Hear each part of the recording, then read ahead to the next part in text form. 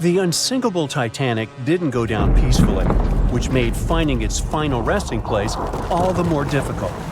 The world-famous RMS Titanic sank in 1912, but was only discovered in 1985 on a secret mission. Although people back in the early 1900s had the approximate location of where the Titanic was, they didn't have the right technology to find it.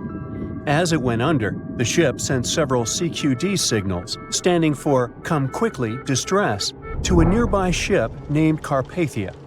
"Come at once, we have struck a berg. It's a CQD, old man," were some of the final words transmitted from the Marconi wireless on the ship. These Morse code messages were also what made the first research missions to the wreck possible. RMS Carpathia found the lifeboats filled with Titanic survivors, but the world also desperately wanted to see what became of the famous liner. The distress call was made 2 hours before the entire ship slipped beneath the water. A little over a half an hour after the last lifeboat left the ship, the bow was completely submerged, the stern was sky high, and the middle of the ship was being ripped apart. The bow hit the ocean floor hard enough to leave marks that are still there today.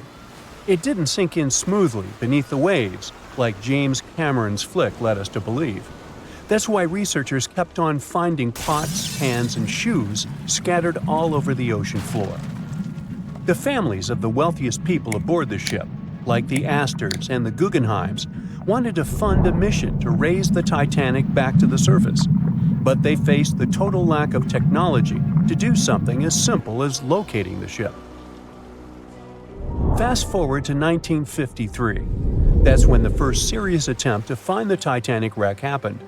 A man named Risdon Beasley tried using a loud eruptive device to locate the ship. It sounds weird, but there's science to back it up. When dynamite goes off, the waves from the detonation hit the bottom of the ocean floor. With the help of sonars, scientists would be able to locate if there was anything solid at the bottom of the ocean. But Beasley had no luck. Another 20 years would pass before oceanographer Robert Ballard would make his attempt to locate the Titanic. Ballard had a bit more luck than Beasley. Over the previous years, underwater technology had gotten more funding, and so worked much better. He tried it the first time in 1977. Ballard partnered with the Woods Hole Oceanographic Institution on a mission to map the ocean floor. While the institute hired him to test out their new mapping technology, Ballard's intention was to go a little further and find the Titanic wreck. In the middle of this new technological ship, there was a hole that allowed for a long pipe to be extended into the water just above the ocean floor. Attached to the end of this pipe, Ballard installed a pod with sonars and cameras. They thought they were in for something big, and so they took the ship to sea to run some tests. That's when, on a trial run, adversity struck. The drill pipe broke, sending all of their expensive material to the bottom of the ocean floor, just like the Titanic. When Ballard failed, another important character came into this story, a man named Jack Grimm, an eccentric oil tycoon. Grimm had become famous for trying to find things such as Noah's Ark, the Loch Ness Monster, and Bigfoot. He also tried to prove the hollow Earth theory that says that the interior of Earth is entirely hollow and hosts underground cities and nations. His search consisted of trying to find a large hole on the North Pole and thus venturing inside the hollow Earth. After his attempts failed, he set his eyes on the jewel liner that had sunk, the RMS Titanic. Grimm had the money, but he didn't have the know-how. So, as a billionaire, he made a big donation to Columbia University and asked in return to use some of their equipment. He hired a team of highly qualified scientists to help operate the machinery. Here's where it gets a little strange.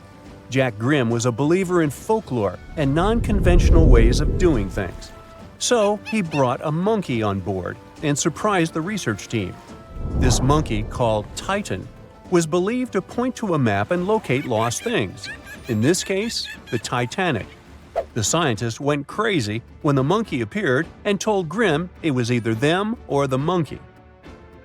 This expedition left Florida without Titan. Yes, there would be no monkey business. They set the course to the exact location of Titanic's last distress signal. They arrived, examined every inch of the ocean floor, but still found nothing. This made them come up with a new important theory. It might just be that the Titanic's captain gave out the wrong coordinates of the ship's location. It isn't too hard to believe this, since the lifeboats were found far away from Titanic's distress signal coordinates. What could have happened is that the ship's captain forgot to account for the time zone change during their travel. That's understandable for someone under such stress, right? Grimm's first expedition lasted 3 weeks, but unfortunately, they found absolutely nothing. They tried a particularly good search method known as mowing the lawn, where they mimic such movements to map every inch of a larger area around Titanic's distress coordinates. The reasons for failure were important defects in the equipment and terrible weather. That's when that prior searcher of the lost Titanic came back into the picture, Robert Ballard. He didn't have the millions Jack Grimm had, but he had one thing going for him. The marine geologist was working closely with the U.S. Navy to locate 2 nuclear submarines which had sunk in the 1960s. Ballard himself says he was living 2 lives, one as a researcher and the other as a Navy intelligence officer. The deal was simple. He'd have a green light to search for the Titanic after he found the 2 missing submarines. To find Thresher and Scorpion, he used an unmanned submarine vehicle called Argo. Argo was like a little snow sled. It was attached to a bigger ship that sailed above the water. Argo was connected to the ship by a long cable, and it was piloted by a team on board. The sled had sonars and cameras that provided real-time imaging of the ocean floor, so it was a real advancement on other attempts. After much thinking, he had a eureka moment. He supposed the force of the wreck should have left a comet trail that led back to the ship. While searching for the Titanic, most people had tried to find the ship itself, but until then, it had been trying to find a needle in a haystack. That's why Ballard's logic was so brilliant. He needed to invert the order. He had another obstacle on his hands: time. He could only look for the ship after finding the lost subs, and by the time that happened, he had 12 days left. He teamed up with another scientist, and they applied the mowing the lawn method to map the ocean bed. Another important piece of information that most researchers left out was that there was a sea current moving south on the day of the disaster. This meant that the debris field should be south of the distress signal coordinates. To save time and resources, he would do a quick reconnaissance of the ocean floor, spacing lines more than 3 miles apart to look for debris fields. He also relied more on the camera visuals than on the sonar signals. His team took turns piloting Argo and watching the video. Days rolled by, with nothing but the empty ocean floor showing up, until the rocks they were used to seeing started to look like man-made debris. Suddenly, there it was, the Titanic's boiler. Ballard was right. The debris field would take them back to the ship. After 73 years of searching, they had finally found the Titanic wreck.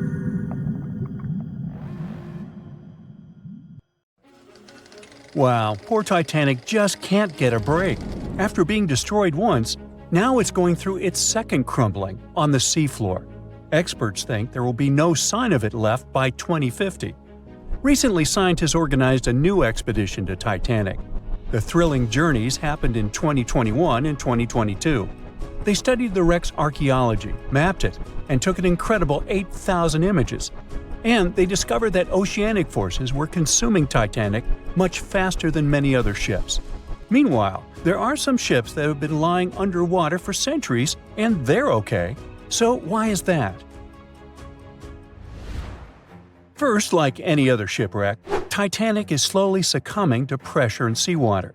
Parts of the promenade deck already collapsed. Captain Smith's bathtub is filled with debris because the roof fell on it. The officer's quarter door started to disintegrate as well. The bow is still holding on, buried 60 feet into the mud, just like 25 years ago. But it will also face an inevitable fate one day. Certain structures on the ship could last much longer, maybe for hundreds of years. For example, the thick boilers and reciprocating engines. But lighter elements like railings and wood are doomed. One of the biggest things that can crazily speed up the decay are hungry microbes. The Titanic is being eaten away. It turns out the Titanic has its own specific type of bacteria called Halomonas titanicae, and yes, it's literally named after the ship. This type was discovered in rusticles. That's what you call the rust formations that resemble icicles. They were snacking on the hull of the Titanic, and scientists first stumbled upon them in 2010 during a wreck expedition. These little guys slowly eat away at the steel. They stick to the steel surfaces, causing knob-like mounds of rust to form. These mounds cover the wreck of Titanic, and the porous rusticles then dissolve into fine powder. It's like they're trying to turn the ship into dust. Add the immense water pressure, super cold temperatures, and salt, hence the fast decay. But bacteria isn't the only problem. There are two main things that determine how long a shipwreck might last after sinking. The first one is oxygen, or rather the lack of it. As you go lower and lower in the ocean, the oxygen levels drop significantly. Surprisingly, this really slows down the decay process. Oxygen is very important for life, and if there's none, many organisms just simply don't do well there. Also, some chemical decay processes, like iron rusting, require oxygen. That's why ships that sank in shallower, oxygen-rich waters usually deteriorate much faster. The Titanic did lie in an area with low oxygen levels, and initially, this helped to preserve its structure better. But then it adopted its own type of bacteria like a pet. It turns out that this bacterium loves low oxygen conditions. Who would have thought?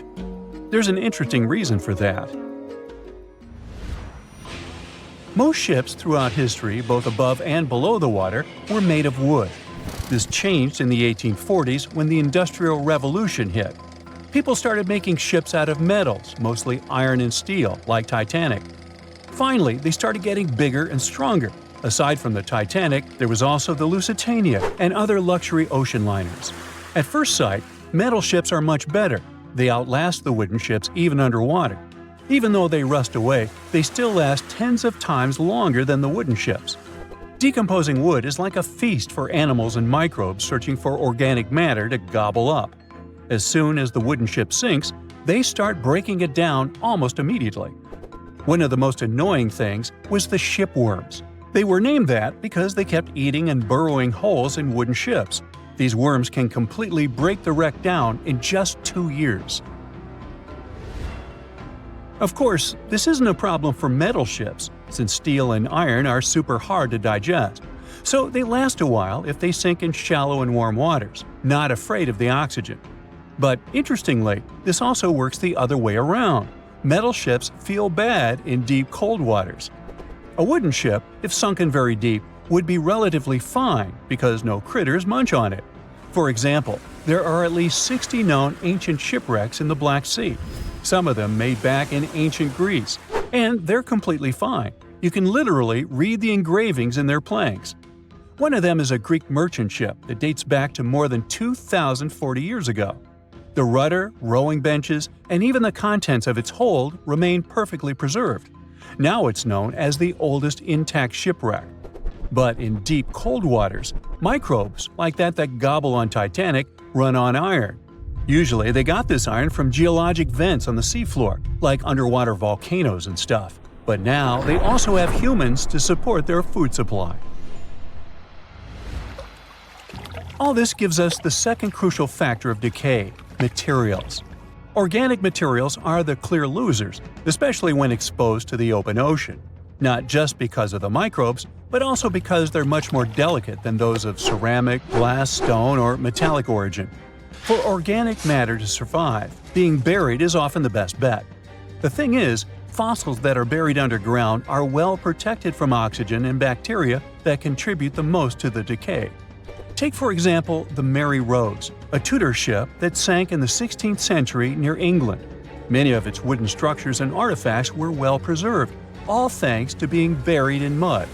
Or the Ship of Gold. This ship sank off the coast of Northern California in 1857. It had a wealth of treasures on it, hence the name. In 1991, a couple of divers stumbled upon a crazy find: a pair of work pants from this ship. The pants are 150 years old, but they survived because they were in a buried and sealed leather chest on the Ship of Gold, so no oxygen or microbes could reach it. The owner of the pants, John Demmett, survived the wreck back in the day, but all his gear sank. The recovered pants fetched over $100,000 at auction in 2022. But even though the Titanic will completely decay, perhaps by 2050, it will have an interesting fate. As mentioned, these shipwrecks rest on some crazy depths, between 9,800 and 20,000 feet. There lies the Abyssal Plain, one of the flattest, most depressingly desolate places on Earth. It's an endless expanse of muddy seafloor. Occasionally, you can find some rocks and boulders here and there. They were once picked up by drifting glaciers. Glaciers calve into icebergs, like those that caused the catastrophe, and the icebergs drop these rocks on the seafloor as they melt. Places like this are scary to humans, but for tiny marine life, they're awesome. This vast, quiet area is home to burrowing worms and other tiny creatures, and one of their favorite places to thrive in are occasional shipwrecks. The Titanic will become their home, a so-called artificial reef. Even after the decay, its structure will provide a substrate for marine life, like a building framework. Such artificial reefs create little unexpected pockets of life in underwater deserts. Coral loves to grow on wrecks, and this creates some structure for little critters to hide and nestle in. The Titanic is already transforming into a vibrant place full of corals and small animals. The images show an amazing variety of life: shrimp, squat lobsters, and even curious rat-tailed fish cruising around the site. As a reef, the Titanic will continue to thrive for centuries to come. The researchers are excited about revisiting the Titanic in the future. They'll use advanced sonar and laser scanning technology to survey the wreck site and capture some high-quality photos for a better understanding of the Titanic's condition. They're also curious about how coral grows on shipwrecks compared to other underwater features, such as volcanic reefs. All this will be helpful for marine biology and the shipbuilding industry. It was the biggest ship ever built in its time, and it was supposed to be unsinkable. But within days of steaming out on its first voyage in 1912, the Titanic was gone beneath the relentless waves of the North Atlantic Ocean. And of its more than 2,200 passengers and crew, only 706 survived that dreadful night. Would a smaller ship have fared any better in the same situation? Did the size of the iceberg truly matter in the end? Was it a mistake for the ship to change course at the last minute as it tried to avoid impact? These are three questions that have people pondering, what if? We do know that Titanic was considered an engineering marvel in its day. Designed by Thomas Andrews for the British shipping company White Star Line, it was just over 880 feet long and 175 feet tall. Built with abundant space for 840 staterooms, a swimming pool, a squash court, a gym, and 2 dining rooms. But it was below deck that one of its most impressive new features could be found. Titanic's hull was divided into 16 compartments designed to be watertight. Up to 4 of these compartments could take on water in the event of a breach, with the remaining 12 helping to keep the damaged ship afloat. It was thanks to these compartments that the ship was regarded as unsinkable. Rumor has it that Philip Frank, White Star Line's vice president, even declared, "There is no danger that Titanic will sink. The boat is unsinkable, and nothing but inconvenience will be suffered by the passengers." On April 14, 1912, that proved to be mistaken when Titanic struck an iceberg. As ice ripped along the ship's hull, several of those watertight compartments ruptured. It took only 2.5 hours for Titanic to sink. Did the size of the iceberg that hit Titanic seal its fate? Would a bigger or smaller iceberg have made any difference? Icebergs come in a wide variety of shapes and sizes. They are pieces of ice that have broken away from glaciers or ice shelves in the Arctic and Antarctic, and are now wandering across the ocean until they eventually melt. One of the tallest icebergs ever found would have easily dwarfed Titanic. Discovered in 1957, it was 550 feet high. That's close to the height of the Washington Monument. Imagine ramming into something that big. Smaller icebergs, though, can turn out just as dangerous. Some are the size of houses and called bergy bits. Others, closer to the size of a car, are called growlers. These can be much harder for ships and boats to locate, making them more difficult to avoid. And, though smaller, they can produce a lot of damage when hit. It's also critical to recall that icebergs are always bigger than they seem, with the majority of their mass lurking below the ocean surface. In fact, over 80% of an iceberg's volume is underwater. Most of its sharp, jagged edges cannot be seen. Roam too close, and you risk damaging your ship's hull. Because Titanic had little notice of its impending doom, a smaller iceberg, struck at the same angle, could still have been enough to bring that mighty ship down. Now, it's possible that had the iceberg been larger, it would have been spotted sooner. Titanic might have had time to alter course and avoid the impact. But missing that one iceberg would not have guaranteed Titanic's safety. It was traveling in a dangerous stretch of the Atlantic called Iceberg Alley. It's located 250 miles east and southeast of Newfoundland, Canada. Behind one iceberg, there could be another, and another after that. And so the crew on board had to remain very attentive to avoid several potential collisions, not just one. A smaller ship might have been better suited for the trip. Titanic's size was certainly a challenge when it came to steering. In fact, it had just left her dock in Southampton when it nearly collided with another smaller ocean liner, the SS New York, missing it by just 2 feet. The gigantic steamship was obviously not made for maneuvering quickly in tight quarters. A ship that size required time and space to change course. But when it comes to ships versus icebergs, a ship's size doesn't always matter. The Islander was a steamship designed to travel the Inside Passage in Alaska. In the summer of 1901, it struck an iceberg, which tore a hole in the front portion or bow of the ship. The vessel did not sink right away, and the crew tried to steer it to safety. Ultimately, its bow completely submerged, and its stern was lifted up and out of the water. It didn't take much longer before the ship sank completely. Of the 168 passengers and crew members, 128 survived, and $3 million in gold was lost. Islander had a 240-foot hull, making it almost a quarter of the size of Titanic, and that smaller size didn't seem to be much help in preventing a collision with an iceberg. And then there was the Hans Hedtoft in 1959. Also known as the Little Titanic or the Danish Titanic, it was referred to as the safest ship afloat. It was 272 feet long, with 95 people on board. Much like the real Titanic, the Hans Hedtoft was specifically engineered to handle most of what the sea could throw its way. Along with its double steel bottom, it also had an armored bow and 7 watertight compartments. How could such a ship sink? But it could, and it did. It was on its first voyage, returning to Copenhagen, when it ran into trouble. On January 30th, it hit an iceberg. An SOS was sent, but when the Johannes Cross arrived to help, the Hans Hedtoft was nowhere to be found. The only evidence of the ship's existence was a lifebelt that was washed ashore in Iceland 9 months later. Again, the ship's smaller size didn't work in its favor.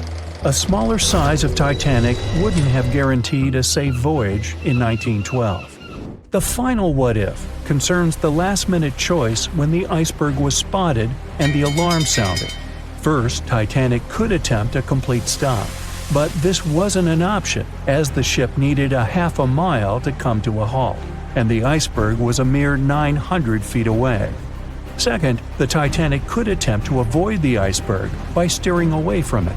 This is what the captain ordered, but the attempt was unsuccessful, resulting in a deep gash across the ship's hull. The final option? To hit the iceberg head-on. Would this have made any difference? The answer is an intriguing maybe. Some think a head-on collision would have saved Titanic. In this scenario, the collision would have limited the damage to the very front of the ship, instead of the iceberg tearing through the hull and compromising several of the watertight compartments. Only 4 of the compartments would have been breached. This meant the others could do their job of keeping Titanic afloat. The ship could be stuck, unable to move, but it would remain above water until help arrived. This would provide a ship like Carpathia enough time to reach the scene of the accident and bring the people on board to safety. One of the Titanic's designers, Edward Wilding, made a similar claim during an inquiry into the sinking. He argued that most people would have survived a head-on crash, and that Titanic itself would not have sunk. Others disagree, though. First, the special bulkheads on Titanic were designed specifically to protect the ship against collisions with other vessels, not with icebergs. These compartments would crumple upon impact, absorbing some of the force while the other ship absorbed the rest. Though the damage would still be extensive, the remaining bulkheads would keep the ship afloat.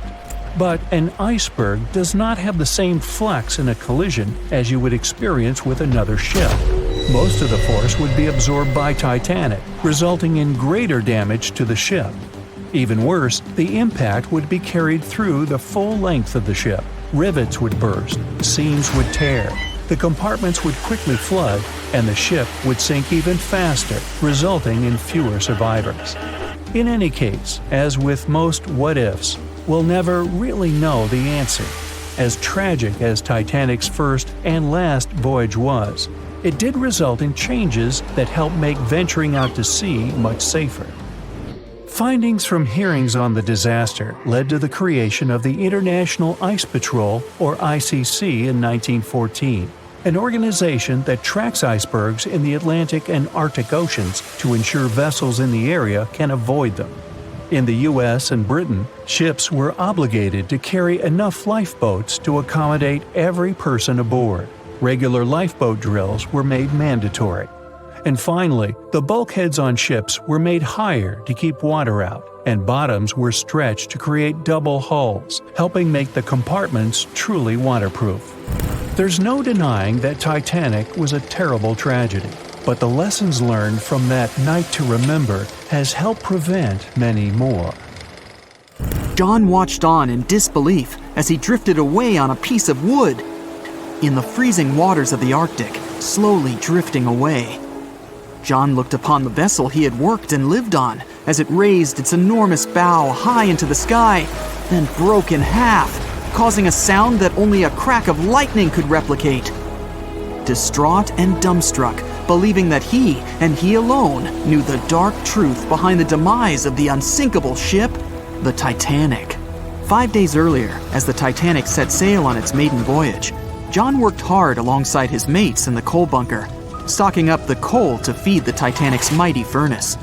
They had stocked and stored more than John had ever witnessed on any other ship he'd worked on. But this was the Titanic, the grandest ship to have ever sailed the seas. On the Titanic, there could never be too much coal. As they left Belfast and pushed toward Southampton, there was a large bang below decks that went unnoticed. The furnace was roaring and the turbines were spinning, pushing the Titanic forward at a quickened pace. The crew cheered as the vessel moved forward, unaware of the loud, concerning noise. Arriving in Southampton, Greg came aboard, amongst hundreds of other passengers. With 13 years at sea, his vast experience included the role as a quartermaster on 6 previous ships. Ready for a new challenge aboard the greatest vessel ever made, he was looking forward to this next challenge of his career. Greg came with a wealth of experience, especially with sailing through the Arctic. His role was vital within the crew, understanding the seas around the North Pole. He would be a key lookout as they set to cross the perilous path of the Iceberg Alley. Greg had some concerns regarding the voyage. The Earth's orbit was remarkably close to the Sun and the Moon, causing higher tides. This would make icebergs more prominent, drifting them further away and towards the route of the Titanic as they journeyed to New York. Assessing the lookout tower and inspecting the available gear, Greg found no binoculars. This made him concerned, but the sailors just laughed at Greg. If the deck is short on ice cubes, we'll be sure to plow right through a berg to resupply." A sailor laughed. Greg didn't share this sentiment. Eager to find out why they had been left short-handed on equipment, since he had such a vital role on the ship, Greg inquired further. Sadly, the officer with the keys to the binocular supply cupboard had been removed from the crew at the last minute. Greg couldn't believe something of this importance had been overlooked. For such a mighty ship with so many people aboard and crossing in a particularly perilous path, this just didn't make sense. But not wanting to be fined for breaking into the ship's property, Greg let it slide, hoping that they wouldn't need the binoculars in the end. Ultimately, if there were icebergs expected, a warning call would be made to the captain, informing of any concerns. Little did Greg know that a warning had been received, notifying of the dangers that awaited, but the telegram didn't provide the required prefix, which would have ensured direct delivery to the captain. So, the critical warning was just overlooked. John and his crew below decks prepared for departure, stoking the engines. He noticed an essence of thick exhaust, far too heavy than what would be expected from the furnaces. The crew searched throughout the lower decks. Following a thorough search, they managed to locate the cause of the exhaust. It was an ignited pile of coal within a coal bunker. Unknown when it had ignited, a buildup of coal had clearly been smoldering, slowly growing in size. The amount of smoldering coal was concerning. The alarm was raised, alerting an officer to review the matter. The officer assessed the damage and confirmed with the captain that it was deemed to be of little concern, as only minor damage had been caused. John was unsure of this assessment, as he knew that in confined spaces, surrounded by iron bulkheads, an oven-like environment arises that intensifies the heat with time. But the Titanic would power forward, making no sense to John as they had only just departed from Southampton. He was sure they would have turned back. John and his crew were ordered to shovel the already lit coal into the furnace and continue shoveling until all the smoldering contents would be contained. It was a possible but painstaking task that could take the entire journey. The continuous intake of coal would ensure the turbines would spin at a constant accelerated pace, not what the Titanic was designed for. It was meant to be a luxurious passenger liner and not for breaking speed records. However, the crew would find enthusiasm in not only acknowledging the Titanic as unsinkable, but also as the fastest. John and his crew continued to shovel the coal into the furnace for several days. The temperature within the bow was becoming hotter every day. The bulkhead's contained heat was so severe that it became weak at the seams in the iron walls and rivets. "2 more days, lads, just 2 more days!" John was laughing, trying to raise the spirits of his mates as they were working tirelessly. But as they were all laughing, joking, and looking forward to dry land, they unknowingly approached their final destination.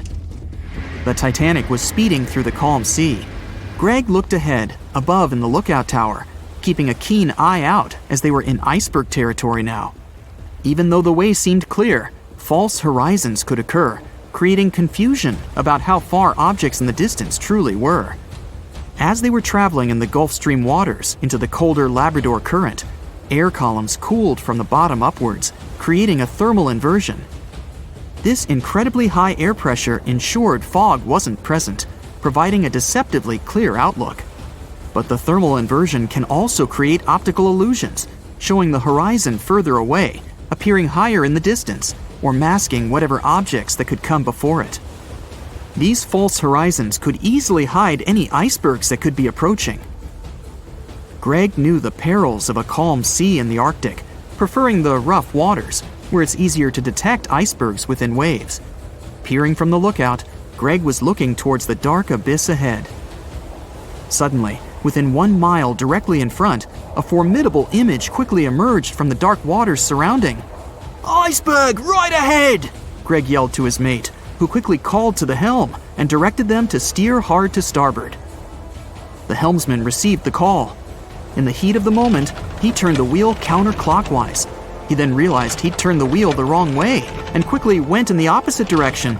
The ship aimed towards the iceberg, veering to the port side whilst reducing speed. Although there was a delay in turning the wheel, since there was a short distance from the signal and the fast pace that they sailed at, it may not have made a difference. As they approached the iceberg, it appeared as though they'd miss it. but over 87% of an iceberg is underwater. And as they came along the side, the hidden ice underneath hit the port side bow, piercing the side of the hull with a 12-square-foot tear. The ship shook, with all aboard aware that something was amiss. Amongst the confusion and fear, they were oblivious of the damage. As they gathered their bearings, 6 out of 16 compartments were quickly filling up with seawater. The hull could only withstand 4 compartments filling before sinking. Time was ticking as the Titanic made its descent into the depths. The weakened bulkhead with heated steel pillars and rivets broke under the pressure and sudden change of temperature from the ice-cold water. The call was made to abandon the ship. Lifeboats were prepared to be released, while help signals were sent out to nearby ships. The radio operator was guiltily sitting, constantly calling out to a nearby ship that had been in contact with the Titanic recently.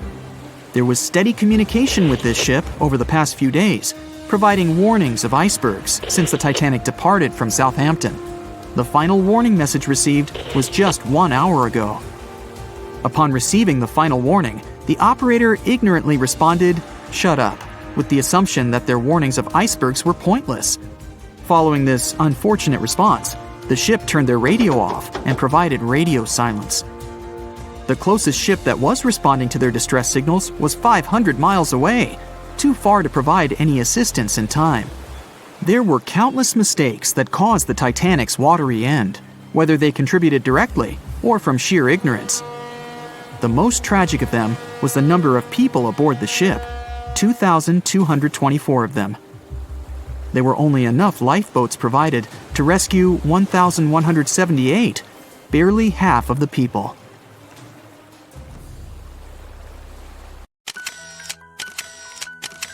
At the beginning of the 20th century, somewhere off the coast of West Africa, a German steamship was leaving the port. Suddenly, the weather got worse, and the vessel entered a thick fog. The sailors ran aground on a sandbank close to the shore. Luckily, no one was hurt, and they were even able to save their precious cargo. But the ship was stuck in the sand for good. And it was not alone there. Nearly the entire length of the western coast of Namibia is called Skeleton Coast.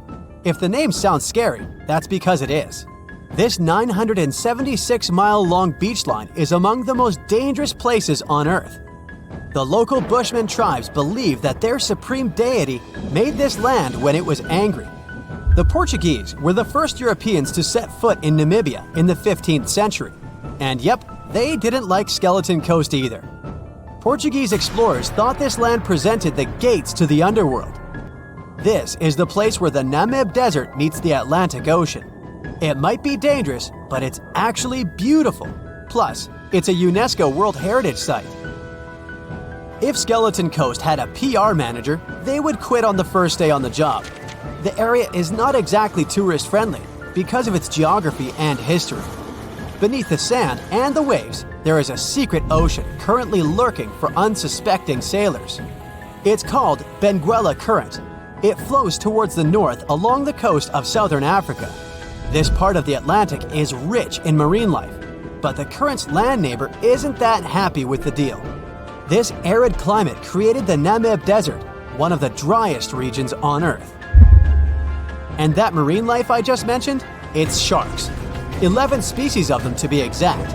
And yes, the great white decides to pop by once in a while. So far, we've got a desert landscape, strong currents, and sharks. Not a place for a beachside resort, definitely. But if someone ends up on Skeleton Coast, will they know they're in danger? Don't worry, they will. The beach is littered with wrecks of all sizes and shapes. If you remember that German ship I mentioned in the very beginning, its massive and rusted stern is now sticking out from the desert sand. There are some 500 wrecks in total scattered along the coast, and it's a mixed crowd, from Portuguese galleons centuries old to ships that ran ashore here in the 21st century. A modern fishing ship called Zela India managed to slip from its tow rope in 2008 and ended up on Skeleton Coast. Okay, it didn't escape on its own, it had some help from the elements. But it's better to be a tourist attraction on a beach than to be broken up for scrap. That's where the trawler was originally going, poor thing. Skeleton Coast's most famous inhabitant, to call it such a place, is the wreck of the Dunedin Star. The British cargo liner ran aground here in 1942. The massive rescue operation that followed reveals why it's so dangerous for sailors to end up here. The rescuers managed to save all of the crew and passengers, but at a heavy price. An aircraft and a tugboat were lost in the process. It took the last of the rescuers a full 2 months to return home to Cape Town. Why, you might wonder? One look at the map of the region reveals the reason. It's an endless sea of yellow, which is the sand. There are so few roads here, so Skeleton Coast is hard to reach by land. There are also legal obstacles. You need a special permit to drive into the area. But the skeletons in the name of the area don't only refer to ships, they also stand for animal bones. Most of these belong to whales and seals. Many animals have adapted to the area, so lions and hyenas roam the coastline in search of a meal. Yeah, now there are hungry lions as well, as if those sharks weren't enough. Other animals with a temporary residence on Skeleton Coast include elephants, cheetahs, leopards, and giraffes. In 1971, the Namibian authorities established a national park here, but except for surfers, after an adrenaline rush, they don't get many visitors. You can understand why. The Namib Desert is the oldest desert in the world, and it's not very tourist-friendly either. Those who travel to the region should pack sunscreen and a warm winter jacket. A weird combo, right? Well, not so much when you think that during the day, temperatures soar over 110 degrees Fahrenheit. At night, the air temperature drops below freezing. What a climate roller coaster! And that's not the final danger. Yep, there's more. Remember how that German ship got lost in thick fog? Yeah, it wasn't a one-off event. Because of the region's climate, fog shows up frequently. Sailors should cover their ears now, but this fog is actually good for wildlife. This is their only source of water in the Namib Desert. Reptiles and mammals have adapted to the harsh climate. They use as little water as possible. Shifting sands, thick fog, strong currents, lions, and sharks. Not the stuff you would put in a tourist booklet, but Skeleton Coast isn't the only beach on Earth you wouldn't want to spend your vacation on. I will take you to Cape Tribulation in Australia. The area covers some 48 square miles in the northwestern part of the continent. And no, the area is not as dry as Skeleton Coast. It's part of the Daintree rainforest. You could say that here, it is the rainforest, not the desert that meets the ocean. The beach at Cape Tribulation is straight from a postcard. But looks can be deceiving. Australia? Probably sharks. No, crocodiles are out here to get you if you decide to go for a dip in the sea. There are saltwater crocodiles that the locals call salties. Well, that's a cute nickname for such a dangerous reptile. And it's not just them. The wildlife seems to have a beef with visitors. From October to June, the waters around Cape Tribulation are full of box jellyfish. Their venom affects the human cardiovascular system. When touched by a jellyfish out at sea, swimmers won't have enough time to reach land for help. Vinegar helps neutralize the sting, so you might want to keep a spare bottle in your luggage. Crocodiles and jellyfish sound dangerous, but there's one more animal you should look after. It's the wild boar.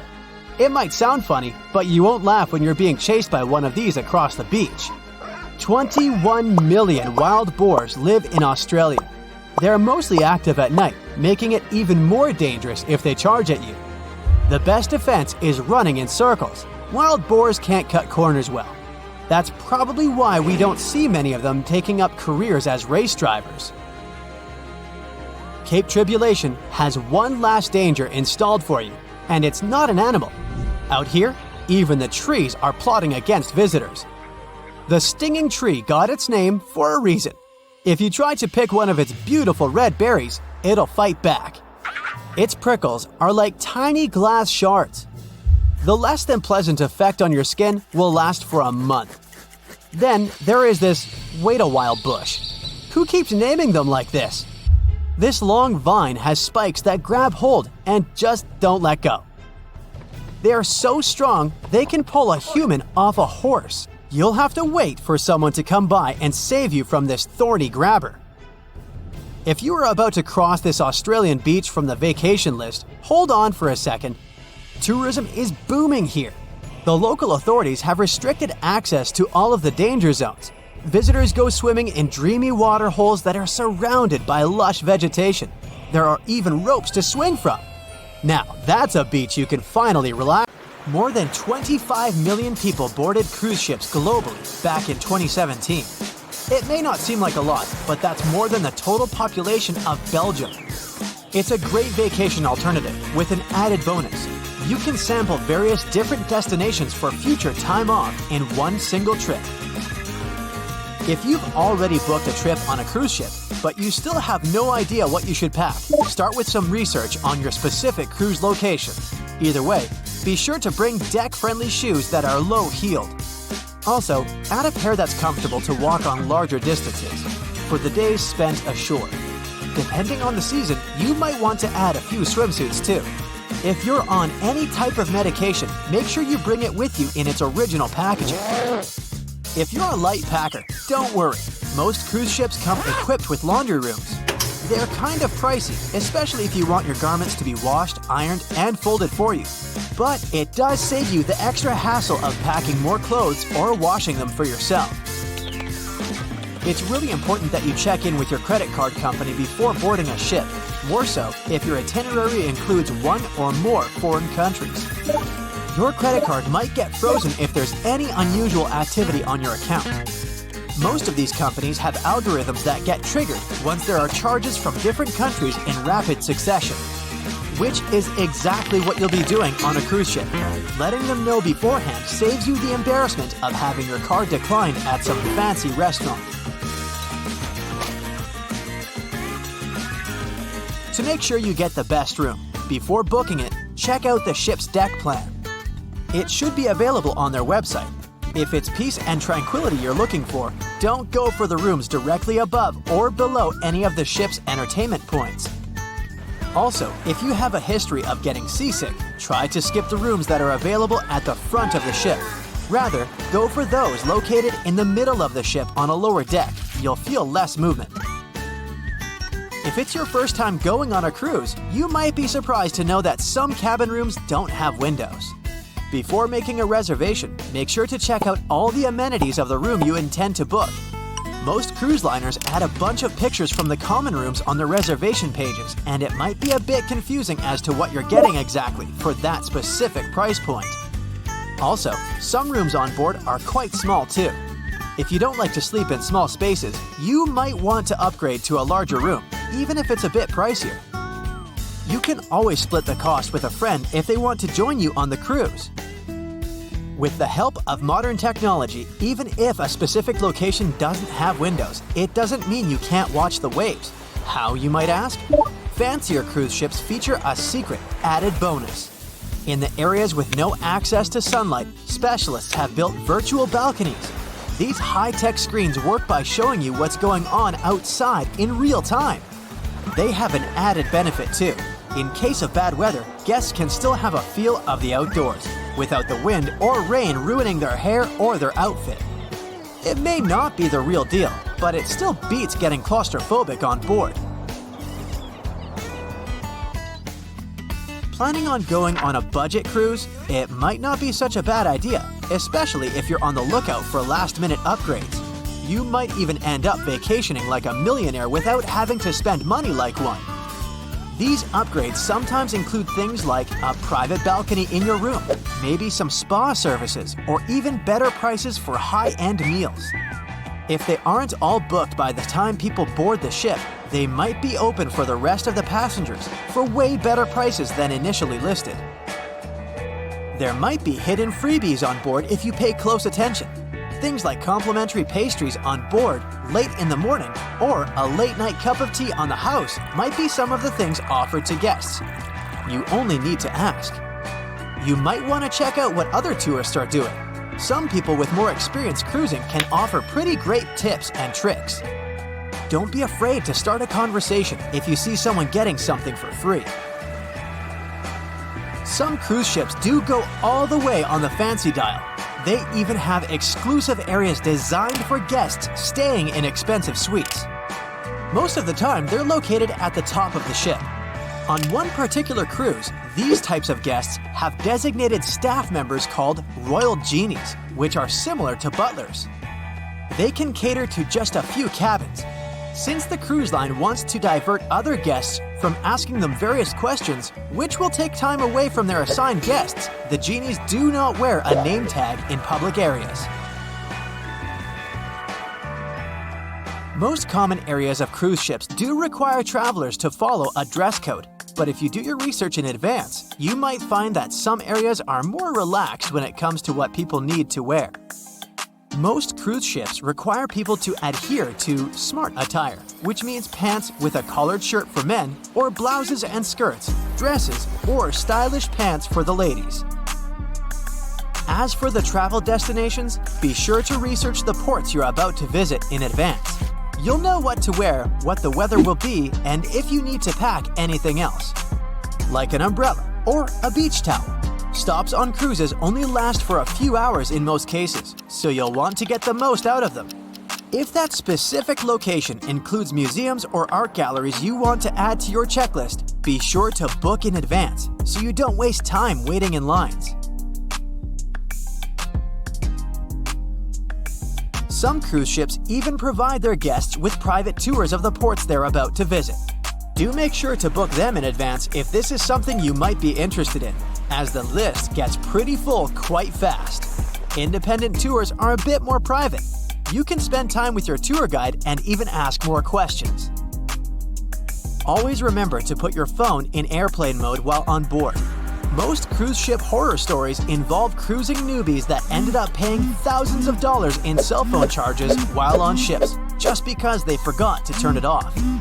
If you're the type of person that can't switch off their phone, be sure to check with your cell phone provider before traveling internationally.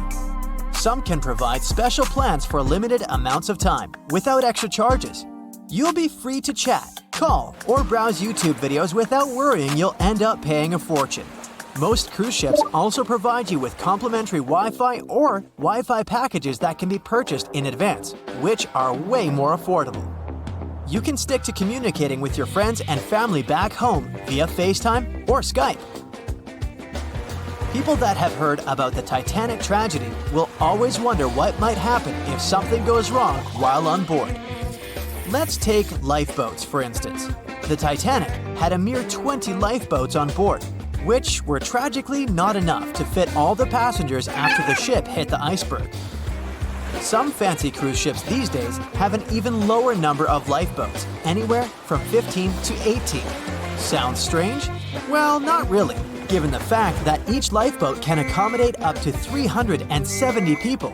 Even the largest ships, which have an estimated capacity of 8,000 people if fully booked, including tourists and staff, are safe in case of an emergency.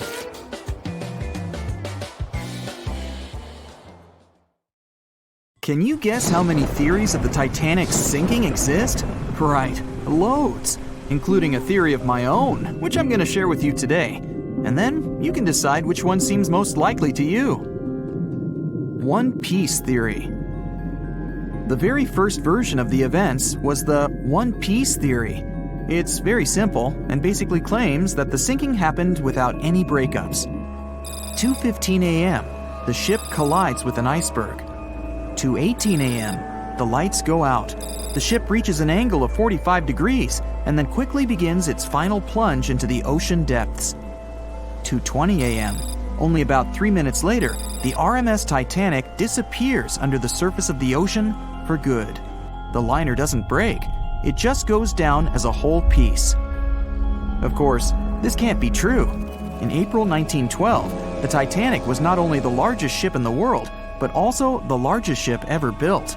It's hard to believe that such a heavy vessel could have gone down without breaking.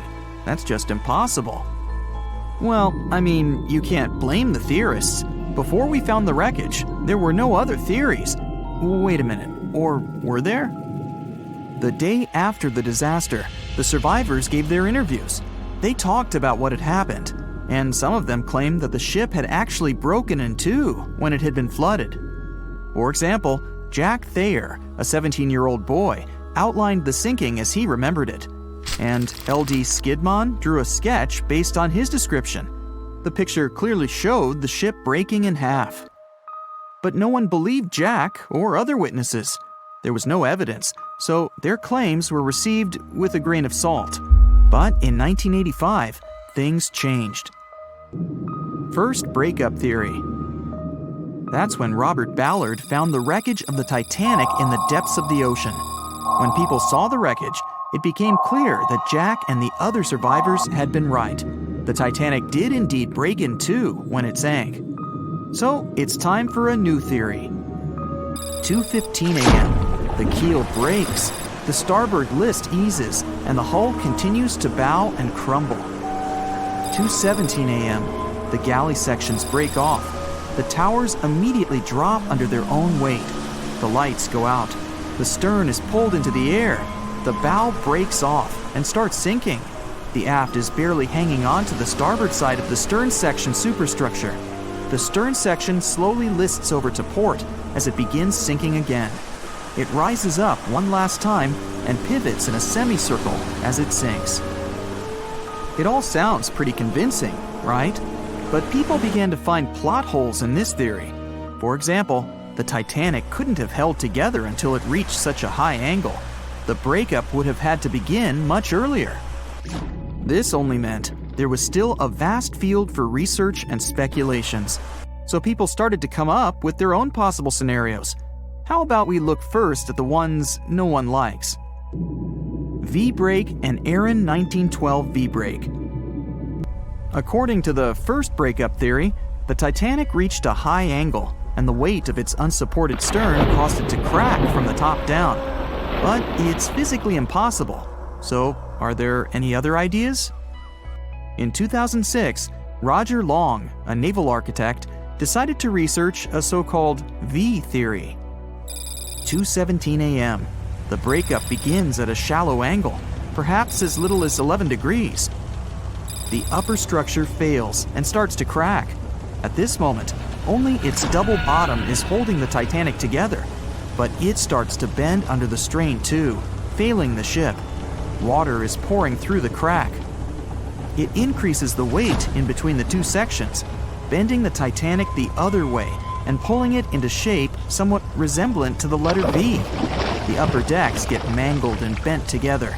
The bow heads for the bottom, and the stern is the last to sink. This theory has since been disproven many times, though. Roger Long believed it because the broken edges of the upper decks in the Titanic's bow section were all mangled and crushed. However, we have learned that it happened because of the so-called hydraulic downburst, the force of the water crashing into the deck as the Titanic hit the ocean floor. Another V-break theory states that the bow had risen out of the water after the break. This theory was mainly peddled by one former Titanic enthusiast. But not only has this theory been proved to be physically impossible due to the bow's incredible mass, it was also inspired by incorrect information. Remember Jack Thayer? Well, it was based on his sketch and the words of a couple of passengers. But the truth is, none of them had ever seen the Titanic break down like this. Jack himself even stated in an interview that the sketch was completely out of context to what he had actually seen. It was drawn by a passenger on the Carpathia, the ship that received the Titanic's distress signal and came to its aid. It couldn't be used as evidence. Now that we know this, let's move on to the theories that most people believe in. James Cameron's banana peel theory. Who hasn't seen the legendary movie about the Titanic, right? It became the leader of the 70th Academy Awards ceremony in the number of nominations and awards, and deservedly so. But did you know that James Cameron had been interested in the Titanic for many years and studied the ship's history? His books and research are very detailed, and he even came up with his own version of the events. It's called the banana split theory, and this is actually what you could see in the movie. Here's how it goes. The Titanic reaches a 23-degree angle and fractures down to the keel. The double bottom acts as a hinge as the stern falls down. When the double bottom fails, the bow and the stern separate. The stern lists to port, standing vertically, and then begins to go underwater. This theory is the most scientifically accurate one, along with Roy Mengot's theory. Wait, who's Roy Mengot? Mengot theory. Roy Mengot was an engineer who came up with the most plausible theory for the time being. 2:17 a.m. The lights go out on the Titanic. At this moment, the ship is at an angle of 20 to 23 degrees. Suddenly, the vessel snaps in two just around the third funnel. It causes the stern to settle into the water. The keel fails first. The draft and lower hull are crushed and break apart. Water surges into the bow and stern of the ship through the huge cracks, causing the bow section to sink beneath the waves. The stern rises up to the angle of 70 to 90 degrees, and then it sinks too. This theory seems to make the most sense, but it's quite controversial. The survivors who saw the breakup stated that the stern had settled back with the bow completely missing. Mengot's theory, however, contradicts that statement, while James Cameron's scenario takes this into account. Are you thinking what I'm thinking? The truth must be somewhere in the middle. My version. Now, as promised, I'll provide you with my version of the events. Well, it's not really my theory, more like a combination of Roy Mengot's and James Cameron's ones. I believe that James Cameron was right about the breakup. 2:17 a.m. The ship is at a high angle. The lights go out. Then it snaps into two pieces. The bow starts sinking. The double bottom is still attached to the stern for a minute or so. Once the double bottom fails, the two parts separate and the bow goes down. Then, as Mengot said, the stern rises up at a high angle, and then it begins to sink vertically. It might have actually happened because the survivors stated that they had seen a clean break. This means it couldn't be hidden. And they had also seen the stern staying vertically in the air for a long enough time, probably a few minutes, before disappearing.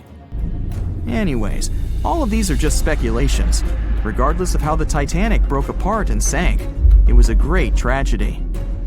It's already been 110 years since the Titanic collided with an iceberg and sank. Did you know that in 2022, the Blue Star Line Company is completing the construction of an exact replica of the Titanic? Called the Titanic II liner, the ship will be sent sailing along the same route with 2,400 people on board.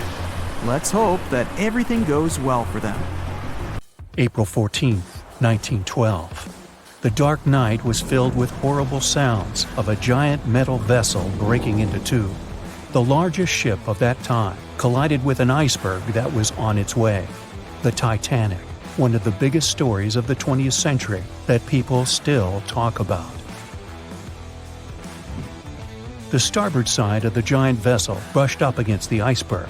It was 11:40 p.m. when things started going wrong.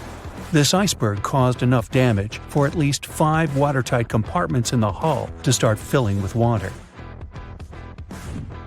The crew immediately began a brief investigation to see if they could do anything and fix things. They had no one to rely on, all alone in the darkness of the cold night, far away from the land, the North Atlantic Ocean, around 400 miles south of Newfoundland, Canada. They needed time to figure out how to bring people to safety. They had some time, true, but not enough. If you watched the movie, you know the ship didn't plunge immediately after the icy doom had happened. The whole process lasted a good 2 hours and 40 minutes. But the situation was hard. There were 2,200 people to take care of, including crew and passengers, and things happening on the ship were chaotic. The chief designer, Thomas Andrews, soon realized they wouldn't be able to stay afloat. By midnight, the entire crew had begun preparing the lifeboats for launch. They had 20 boats with space for only 1,178 people, which was just a bit more than 50% of the people on board. The order was to get women and children to safety first. Crewmen were there to row and guide the boats. The scene over the next 2 hours gradually started escalating. The crew members had a task to wake up passengers and warn them something bad was happening. They wanted to place them into a fleet of lifeboats as soon as possible. At 12:15 a.m., some crew members sent out a distress signal. A steamship called Frankfurt was among the first ones that received the message and responded, but they were about 170 nautical miles away. Some other ships also got the message and offered their assistance, but sadly, they were too far away as well. At 12:20 a.m., the Cunard liner Carpathia got a distress signal from the Titanic and changed its course right away. They were 58 miles away at the time, and it would take them more than 3 hours to get there. 20 minutes later, the crew was lowering the first lifeboat. It was carrying only 27 passengers, although it had room for 65. Many of the lifeboats that were launched first were well below capacity. Crew members were worried, thinking the Davids wouldn't be able to hold a fully loaded lifeboat. And in the beginning, many passengers were just too afraid to leave the ship. They still thought Titanic was unsinkable and couldn't imagine the scenario that was going to happen 1 to 2 hours later. The crew was firing the first of 8 distress rockets. Unsuccessful. No one was close enough to help. By 1:20 a.m., they lowered 10 lifeboats. Number 8 had only 28 people in it. One of the passengers on the number 10 was 9-week-old Melvina Dean. She would later become the last survivor who lived until 2009 and turned 97. It was 2 a.m. already. 3 of the collapsible boats were the only lifeboats that remained on the ship. The bow of the vessel had sunk low and had tipped far under the surface.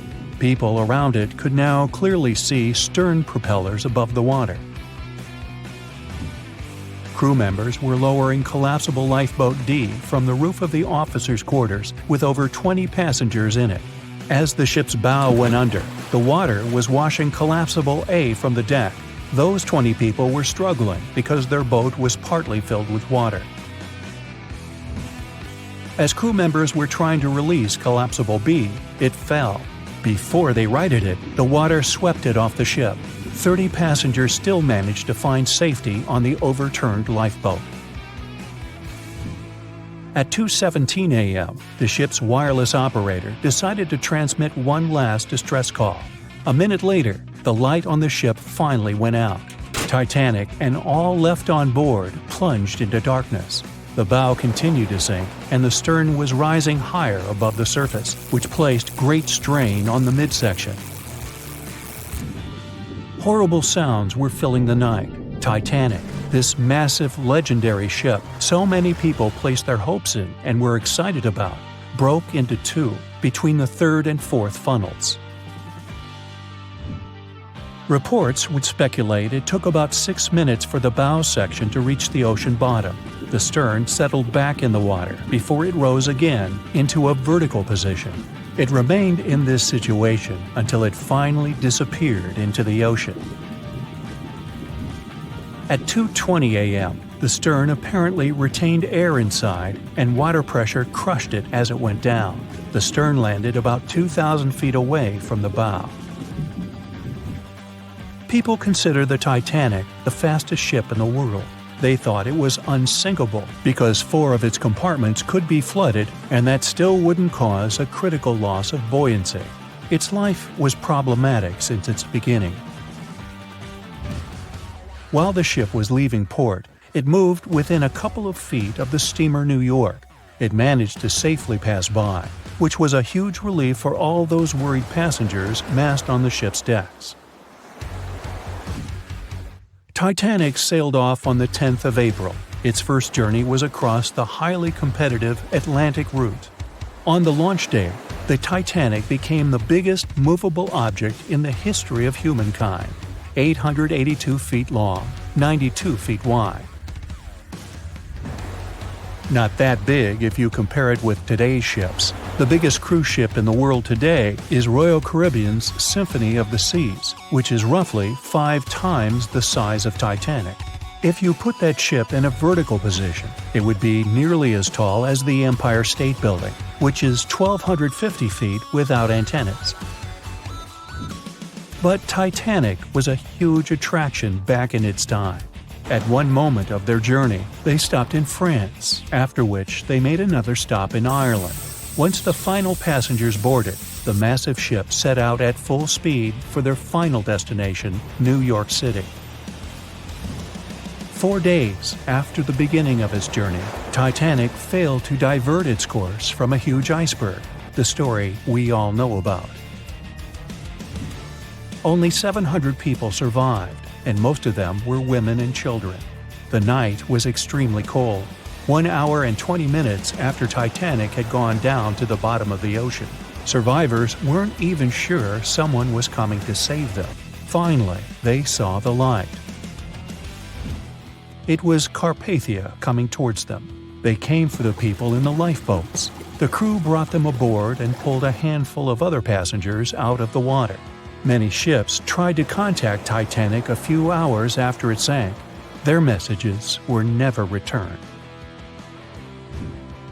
Later, when there was an investigation of what really happened, they discovered the Leyland liner California had been less than 20 miles away when Titanic was sinking.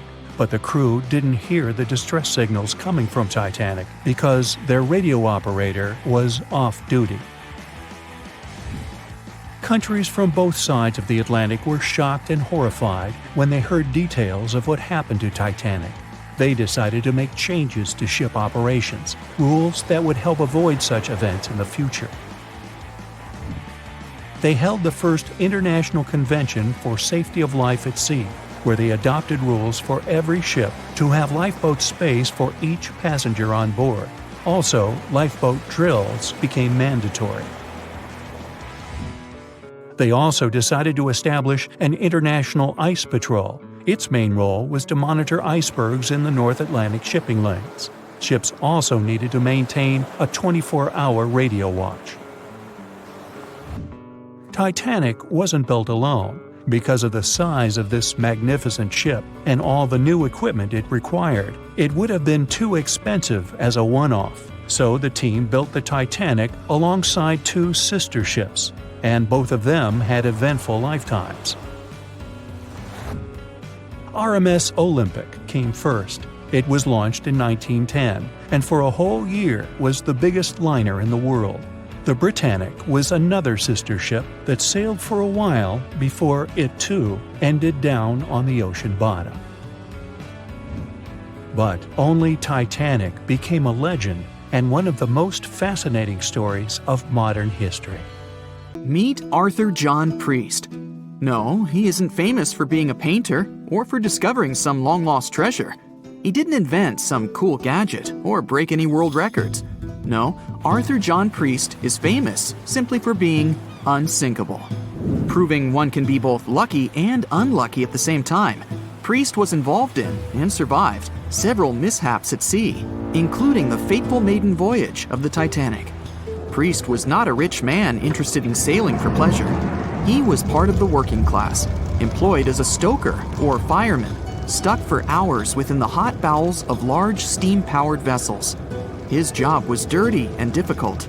He was responsible for keeping the furnaces lit, feeding them coal to ensure enough steam was produced for the engines to work. He had to be careful about not overheating the system or setting fire to the whole ship. The furnaces had to be carefully watched and constantly fed.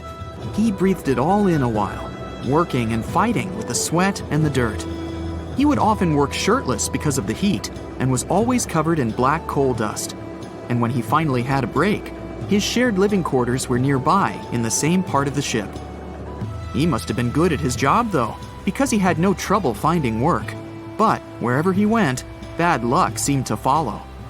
The first incident was a mild one.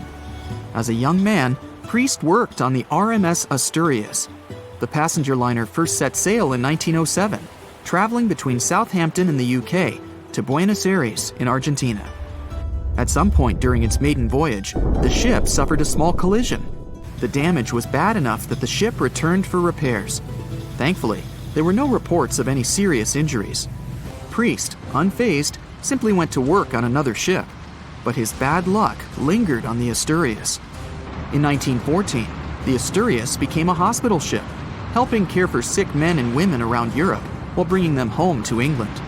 But in March 1917, at just around midnight, the ship was struck by a foreign object. Its hull was breached and the engine room flooded. The captain ordered everyone to abandon the ship, sending crew, patients, and health staff scrambling for the lifeboats. The vessel was still moving, powering through the water because the main controls, located within the flooded engine room, could not be turned off. The captain refused to leave the ship while people were still trying to escape. He was able to aim the Asturias towards Bolt Head, where it finally hit land and couldn't sink. The remaining lifeboats were lowered and the final survivors made it to safety. When they studied the damage on the ship later, the Asturias was declared a total write-off. It might be hard to pin this particular disaster on Priest. After all, he wasn't even on the ship at the time. But it seemed that many of the ships on which he served were destined for trouble. His bad luck followed him to his next job on the RMS Olympic, a massive ocean liner. The Olympic was big. In fact, it had been designed and built as part of the fleet that included the Titanic. But with size came sacrifice. The Olympic was great at moving in one direction, but very difficult to handle when it needed to turn. It was September 1911. The Olympic was trying to alter its course. The Hawk, a smaller ship sailing nearby, didn't give the larger vessel enough room to maneuver, and the two slammed into each other. Because the Hawk was engineered to deal with potential confrontations when out at sea, its reinforced bow tore through the Olympic. Two large gashes appeared on the ocean liner's side. The propeller shaft was badly twisted, and worse, the ship began to take on water. Somehow, the Olympic made it to shore without sinking, and nobody was seriously hurt. Priest had no idea that this was just a small taste of what his future held for him. He next found employment on a brand new ship, a better ship, an unsinkable marvel that was said to be the biggest vessel to have ever been built. Yes, he was going to work on the Titanic. And what a job! It took 29 boilers, requiring 850 tons of coal a day to produce enough steam to power the Titanic. Priest was just one of 150 stokers toiling away in the ship's underbelly, keeping those fires burning day and night. He made around $30 a month. But on April 14, 1912, he would find himself flung from a world of extreme heat to one of blistering cold. At approximately 11:35 p.m., the crew spotted an iceberg. The Titanic tried to avoid it, but the alarm had been sounded too late. 5 minutes later, the two collided. The iceberg tore through the hull, and the once watertight compartments inside were badly ruptured. As the cold Atlantic water flooded in, the ship began to sink. Distress signals were sent, but the closest ship, the Carpathia, was over 3 hours away. In the dark of night and stuck in the middle of nowhere, the crew and passengers panicked. Those who could scrambled for the lifeboats. Others jumped into the icy waters. In total, only 706 survived that terrible night. Priest, at the time of the collision, was down in the ship's lower quarters. He was on break, relaxing from a hard day of work. And as the ship went down, so did his chances of survival. He and his fellow workers were in the most dangerous position on the ship. They had to make their way through a maze of corridors and gangways, some of which were flooded, in a mad dash to the deck. And then they faced the frigid water, jumping in and desperately swimming to safety. The ocean was so cold that Priest even suffered frostbite before finding his way onto a lifeboat. He was one of only 44 stokers to survive that night. After an experience like that, most of us would never set foot on a boat again. But Priest had to work. His next job also ended in disaster. He was offered employment on the HMS Alcantara. It went down in 1916, and Priest was again one of the few to make it to safety. He was badly wounded in the process. But he kept pressing his luck, and his next job as a stoker may have felt eerily familiar. He would be working on a ship built by the same people behind both the Olympic and the Titanic. And this ship, named the Britannic, was the biggest of the three. It was also believed to be a superior vessel, fitted with new safety features after the Titanic sank. For example, It had 48 open lifeboats, 46 of which were the largest ever used on a ship before. 2 of these were even motorized and equipped with special communication devices. The good news? The Britannic survived its first trip without incident. It was already doing better than the Titanic ever did. However, on November 21st, 1916, the Britannic was shaken by a loud explosion while traveling through the Key Channel in the Aegean Sea. The hull was damaged, and some of the compartments began to fill with water. But, unlike the Titanic, the Britannic had been designed for just such an emergency. It had been fitted with 5 watertight bulkheads. Intact, these would help keep the ship safe and floating for a much longer period of time. But there was one issue. Portholes along the lower decks had foolishly been left open. As the ship tilted, the portholes let in water, which flooded the Britannic and hastened its descent into the sea. This effectively made those watertight bulkheads useless. The ship was going down fast, much faster, in fact, than the Titanic had sunk. 35 of the lifeboats were successfully launched, saving most on board. Of the 1,066 passengers and crew, 1,036 survived. Priest, his luck intact, was one of them. And yet, he still wasn't done with a life at sea. He accepted a position as a stoker on the Donegal. It was a smaller passenger ferry that had been converted for use as a hospital boat. In April 1917, it was struck by a foreign object while fleeing an unsafe situation, and though he suffered from a head injury, Priest was again one of the survivors. It took experiencing 2 collisions and 4 sinkings before Priest was finally ready to retire. In fact, he reportedly said he only gave it up because no one wanted to sail with him. Can you blame them? He would live out the rest of his life on dry land in Southampton, England, with his wife Annie and their 3 sons. But Arthur John Priest would always be remembered as the unsinkable stoker. The year was 1854, and the SS Arctic, the fastest passenger liner of its time, set out to cross the Atlantic. As it sailed through the misty veil, it slowly disappeared into the unknown. The Collins Line, an American shipping company, was started in 1818 and only began seriously trading in the transatlantic by 1835. Its steamships crossed the Atlantic from Liverpool to New York within just 10 days. Doesn't sound like a great speed today, I know, but back then, the same thing took other ships several weeks. Light on the water with their wooden hulls, powering through with a strong steam engine, those steamships were the favorite choice for many high-profile people. What could go wrong with such an advanced ship, they thought. This reminds me of some other ship everyone believed to be unsinkable. But anyway, back to the Collins Line. It grew to be a serious contender on transatlantic routes, with only one other competitor, the Cunard's Line. It was a British company also aiming to be the main force through the Arctic Passage. In 1835, the company received a new ship that traveled to Liverpool and came back to New York with the largest cargo ever at that time. From then, the Collins Line was steadily growing. It seemed like there would only be future successes for it. Unfortunately, their lavish ships became costly to run with the amount of coal used. Massive power along with weak wooden hulls meant they needed many repairs after each voyage. So, every trip ended up being expensive. But since the ships were safe and had a great reputation, people were willing to pay the price, and the company was definitely not in crisis. They had achieved something no one had managed to do before them. Like I told you, their ships crossed the Atlantic in a whopping 10 days, and Edward Collins, the owner, was very determined to maintain the pace. Their 5 ships easily outran the Cunard's Line of only 3. With this great praise, it provided more attention. Though the Cunard's ships were slower with their iron hulls, they believed there was still profit, regardless of how slowly they sailed. Among Collins' ships, the Arctic, the third of them to be launched, was the largest, reaching 284 feet long, with 2 side-lever steam engines, each with 1,000 horsepower. The paddle wheels made 16 revolutions a minute when at full speed. At the time of its launch, the press called it the most stupendous vessel ever constructed in the United States.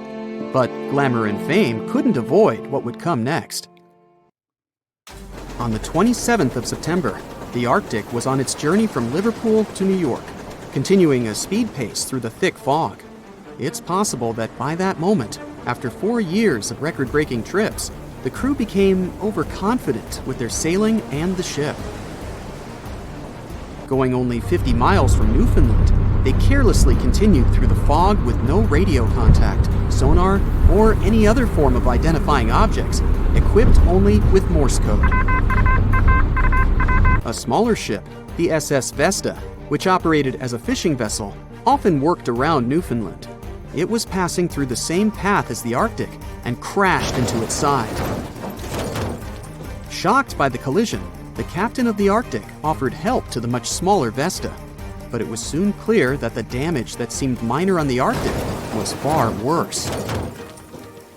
Beneath the waterline, a hole was letting water into the hull.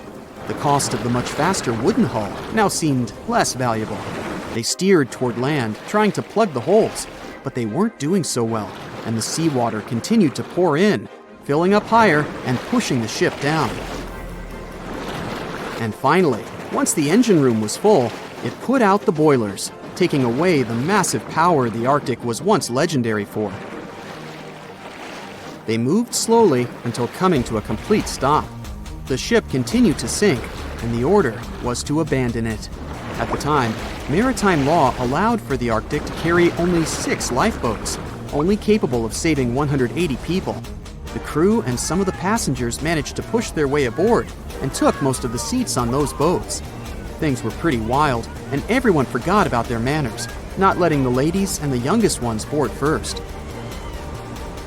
It took 4 hours for the Arctic to sink. 150 crew and 250 passengers were on board. Those that weren't able to find a lifeboat made a desperate attempt to build their own rafts from parts of the ship. 2 days later, only 3 boats made it safely to the shore. The other 3 were never found. Believe it or not, the rescue party also saved some people that had been clinging to the wreckage for 2 days.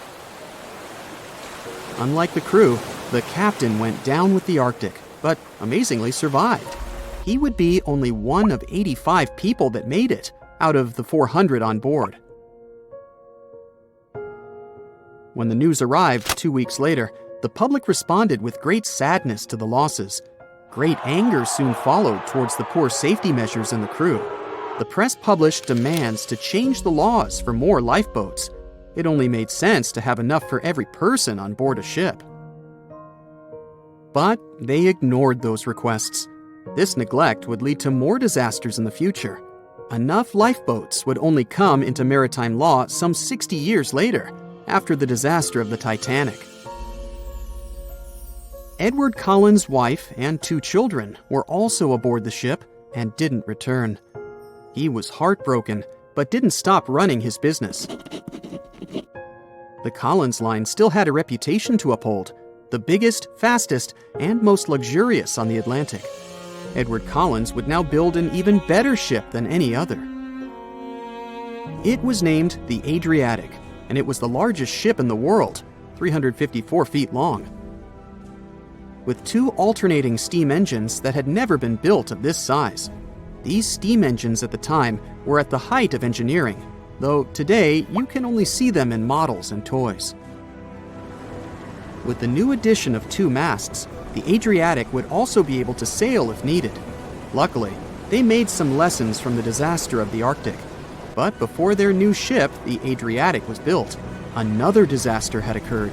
The sister ship of the Arctic had also sunk.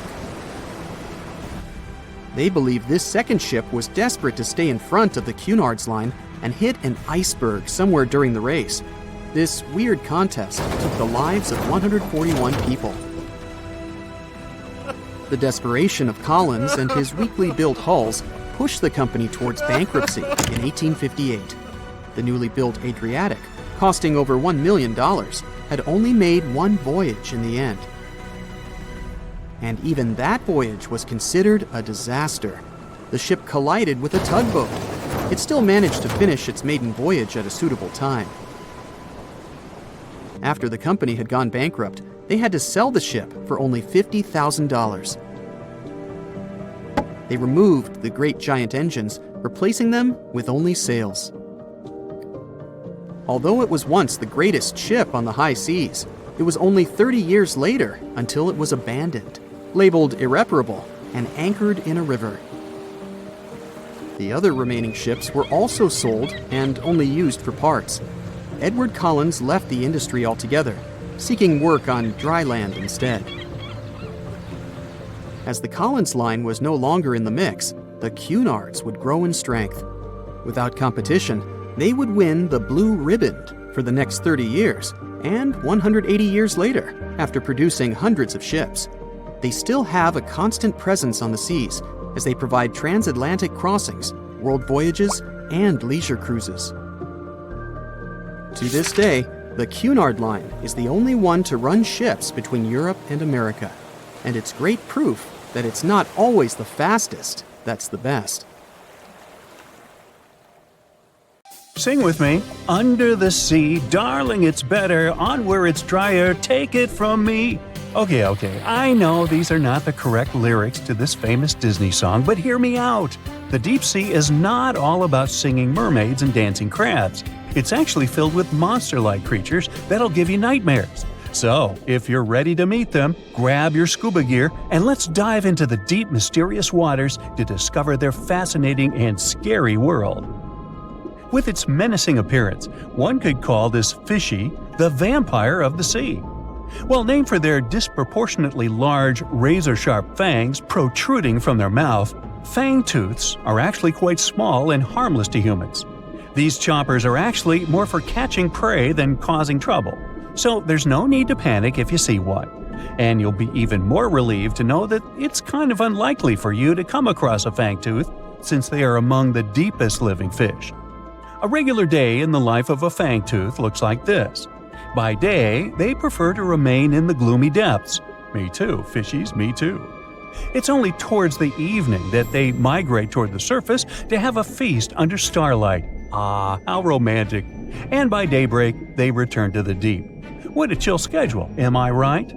So, as you can tell from their daily routine, fangtooths are among the more active deep-sea fishes. And by that I mean they seek out their food rather than just sitting and waiting. And thanks to their oversized teeth and mouth, hey, I can relate, they're able to attack prey that are even larger than themselves, which is very important in the very large, food-poor deep sea.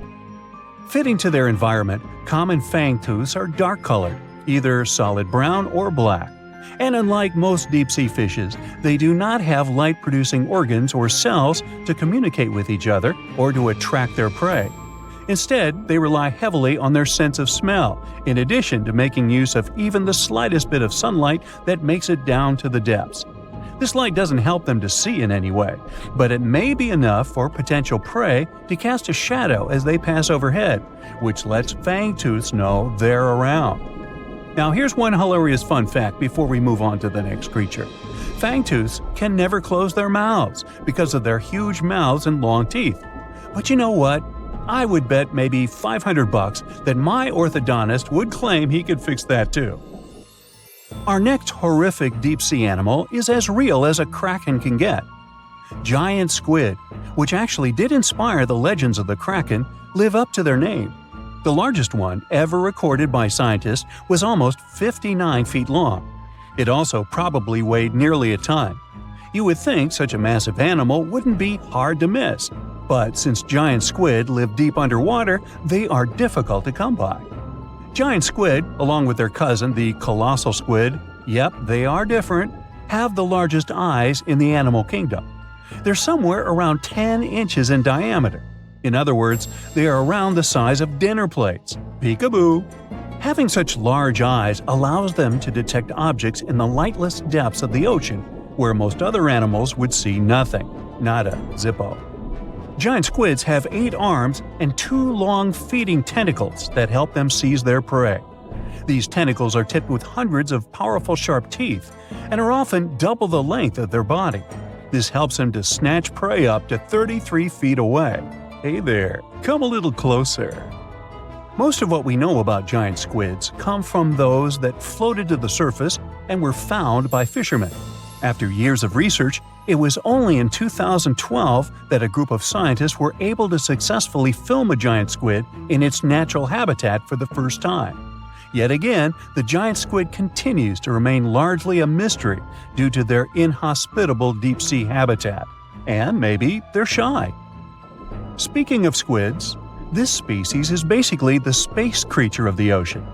So, it's only been about 20 years since the big fin squid family was officially described by scientists. And there are still plenty of facts about them that are yet to be discovered.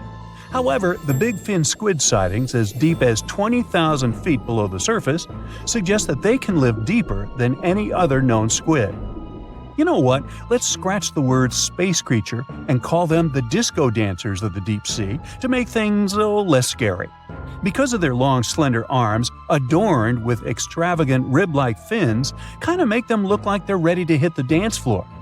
Anyway, these boogie arms and tentacles are estimated to max out at just under 30 feet. Aside from the estimations, though, the largest known big fin squid was actually 21 feet long, with 20 feet of that being its arms and tentacles. How exactly a big fin squid uses them is still unknown, but scientists think they like to use them to trap prey that bump into them as they hang down in the water below their body or drag along the seafloor. There are only around a dozen confirmed big fin squid sightings worldwide, so you can just relax, because the chances of you getting hugged by a big fin squid are close to impossible. But I can't guarantee anything regarding your nightmares. Now, these are not one of your regular Jaws sharks. Let's start with the most strange fact about a frilled shark. It's considered a living fossil because of its primitive anatomic traits. That actually makes more sense once you learn that this species has been around for 80-some million years. So I have both good news and bad news. Frilled sharks live in the open ocean and spend much of their time in deep, dark waters far below the surface. However, they do feed at the surface of the ocean at night. When hunting food, they move like an eel, bending and lunging to capture their prey. And they can actually swallow it as whole, even if it is larger than their own size. This is all thanks to their long and flexible jaws, which are equipped with 300 recurved needle-like teeth. Okay, I am somewhat freaked out now. Unlike the rest of the deep-sea creatures I've talked about, frilled sharks might sometimes accidentally get caught in nets. So if fishing is your thing, beware. This telescope won't help you see the stars and the planets. With its protruding eyes and elongated body, this little swimmer looks like it's wearing a pair of underwater binoculars, hence the name the telescope fish. Found in cold, deep tropical to subtropical waters worldwide, they're known to be the species that undergoes one of the most drastic transformations in fishes. When the first larva was described in 1954, it was believed to be a new species rather than the larva of a telescope fish that were known to science since 1901. Despite the fact that they are only around 6 to 8 inches long, they're able to latch onto snacks that are bigger than their own size.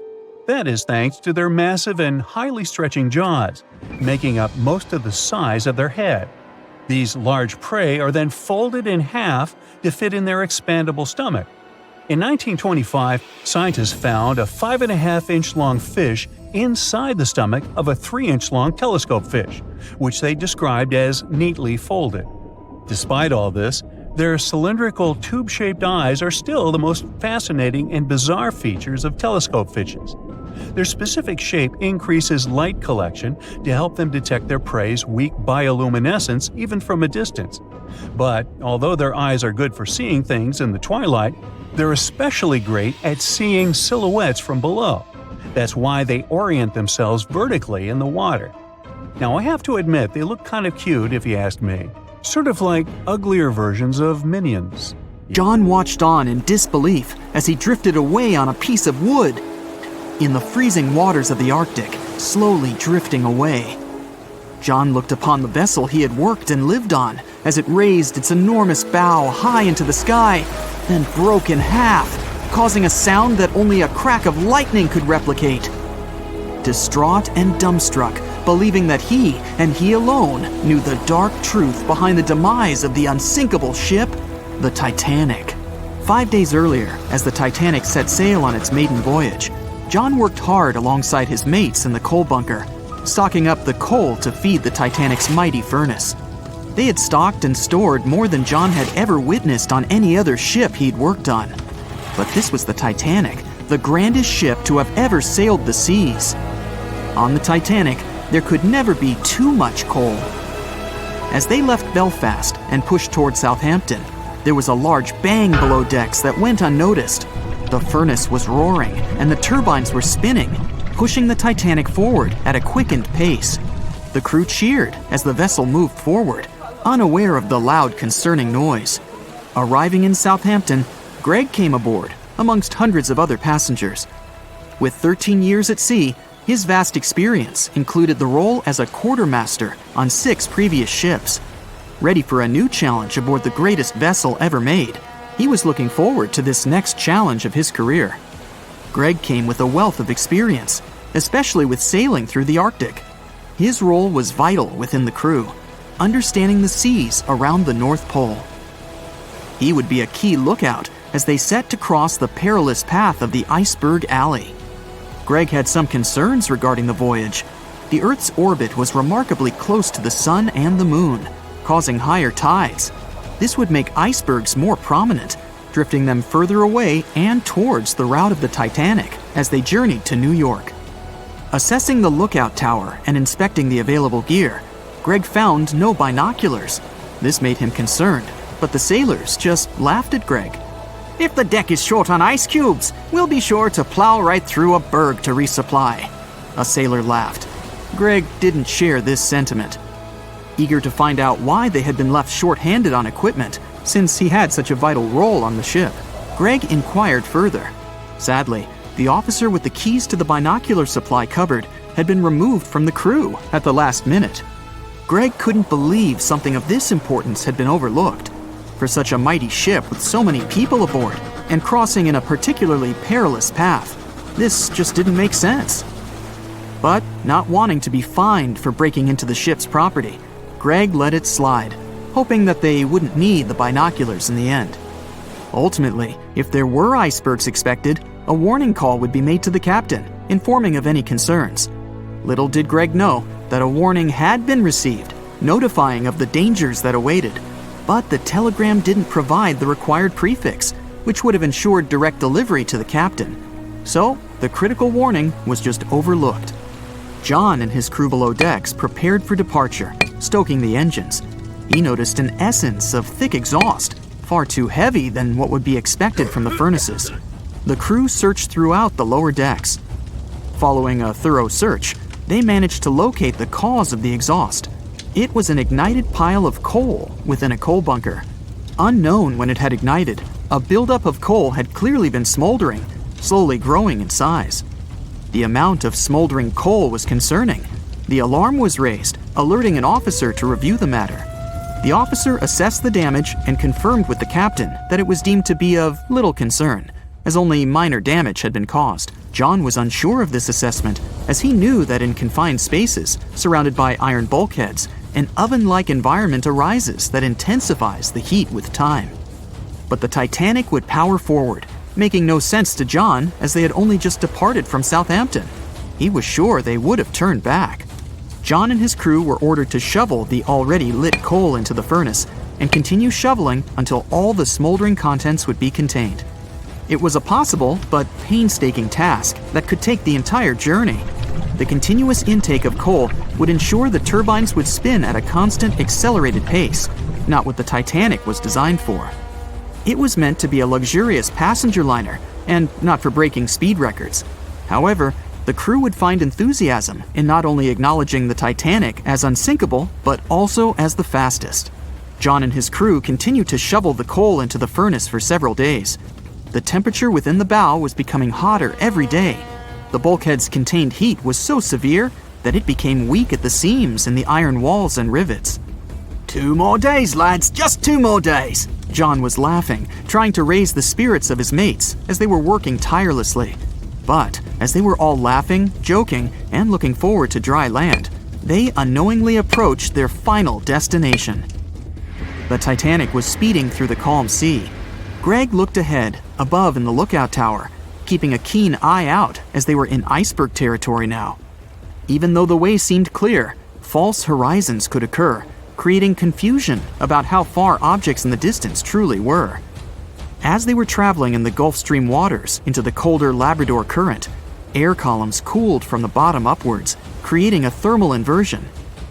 This incredibly high air pressure ensured fog wasn't present, providing a deceptively clear outlook. But the thermal inversion can also create optical illusions, showing the horizon further away, appearing higher in the distance, or masking whatever objects that could come before it. These false horizons could easily hide any icebergs that could be approaching. Greg knew the perils of a calm sea in the Arctic, preferring the rough waters, where it's easier to detect icebergs within waves.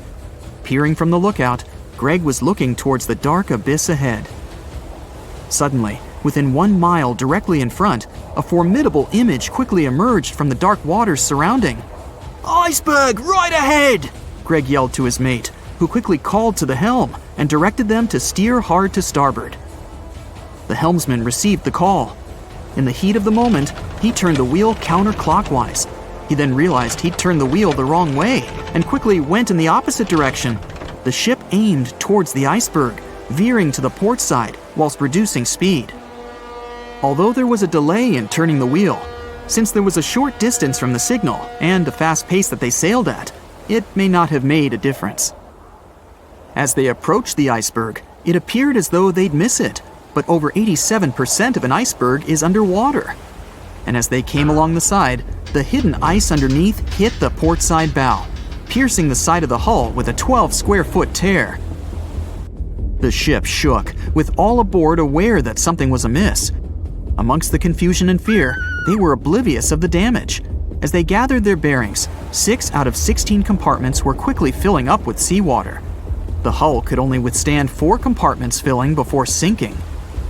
Time was ticking as the Titanic made its descent into the depths. The weakened bulkhead with heated steel pillars and rivets broke under the pressure and sudden change of temperature from the ice-cold water. The call was made to abandon the ship.